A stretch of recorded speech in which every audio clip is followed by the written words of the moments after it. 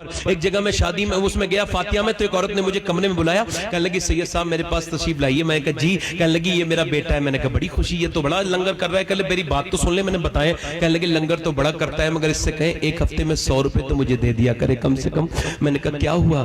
کہنے لگی 100 روپے بھی نہیں دیتا، دوائی کے لیے پریشان رہتی ہوں، اور جب میں اس کا باپ مرا تھا نا تو میں پان کھاتی تھی، مگر 1 سال کے بعد اس نے پان بھی رکھوا دیا کہ تیرا پان کا خرچہ میں نہیں اٹھا سکتا۔ اور کہنے لگی اس سے کہو میں بوڑھی ہوئی ہوں مگر اندھی نہیں ہوئی ہوں، یہ چیزیں لے کے آتا ہے، یہ پھل لے کے آتا ہے، یہ فروٹ لے کر کے آتا ہے، اور یہ میٹھا لے کر کے آتا ہے اور اپنے بچوں کو دیتا ہے۔ کیا میں نے اتنا برا کیا ہے اس کے ساتھ کہ یہ مجھے پھل دکھاتا تک نہیں، بی بی کی طرف جاتا ہے، بچوں کی طرف جاتا ہے؟ یار بتائیں آپ کتنی گندی بات ہے یہ۔ امی عائشہ فرماتی میرے پاس ایک عورت آئی، دروازہ دستک دی، میں نے دروازہ کھولا، کہنے لگی میرے بچے کئی دن سے بھوکے، کچھ دے دیجئے۔ اما عائشہ فرماتی میں نے 3 کھجوریں دے دی، اس نے ایک کھجور ایک کے منہ میں، دوسری کھجور دوسرے منہ میں، اور تیسری کھجور وہ اپنے منہ میں رکھنے کا ارادہ کیا۔ بچوں کو دیکھ کر کے منہ میں ایک کھجور رکھ لی، مگر بچوں نے اپنی کھا کے ماں کی طرف کو دیکھا تو ماں کھانے والی تھی بھوکی، مگر منہ سے کھجور نکالی، 2 ٹکڑے کیے، آدھی اسے دے دی آدھی اسے دے دی۔ امی عائشہ کہتی میں یہ دیکھ کے روئی تو حضور تشریف لائے، فرمائے عائشہ تم کیوں رو رہی ہو؟ میں نے کہا یا رسول اللہ آج میں نے ماں کی ممتا اپنی آنکھوں سے دیکھی ہے۔ کہا کیا دیکھا؟ کہ ایک عورت بھوکی آئی تھی،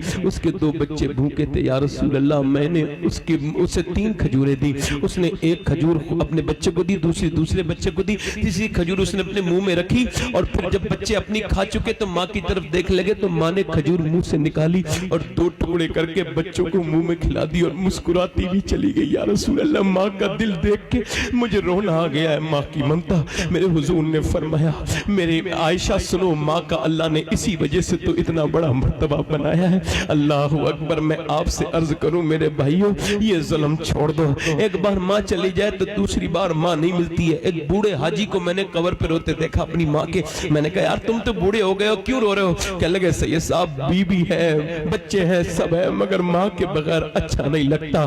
اللہ اکبر۔ دیواریں چھوٹی ہوتی تھیں لیکن پردہ ہوتا تھا، تالے کی ایجاد سے پہلے صرف بھروسہ ہوتا تھا، اور جب تک ماتھا چوم کے رخصت کرنے والی زندہ تھی دروازے کے باہر تک منہ میں لقمہ ہوتا تھا۔ پہلے میں اپنے گھر جاتا تھا تو میری امی میرے لیے دروازہ کھولتی تھی رات کے وقت میں، کبھی رات میں ہی جاتا ہوں اکثر، اب میں جاتا ہوں تو امی کو فالج گر گیا ہے، وہ گھر میں رہتی ہیں مگر جاتا ہوں تو جاگتی رہتی ہیں۔ ایک دن مجھے بلایا تو مجھ سے میں نے کہا امی نیند نہیں آئی؟ تو میرا ہاتھ پکڑ کے پھر رونے لگی۔ میں نے کہا کیا ہوا؟